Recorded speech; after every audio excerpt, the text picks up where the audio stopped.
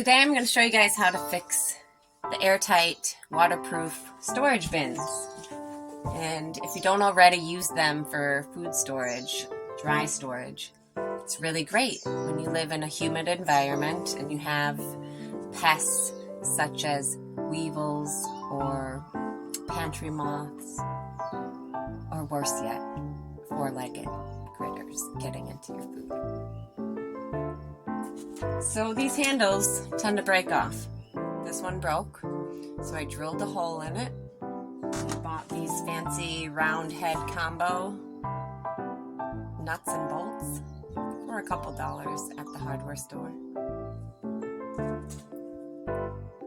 And I'm going to put this in here like so, but I have to back it out while I put it in so it fits.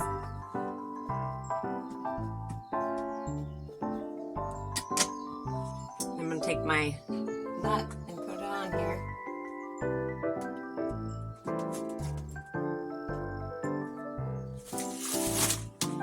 Here we go. Food's not going bad, and all of my latches are working.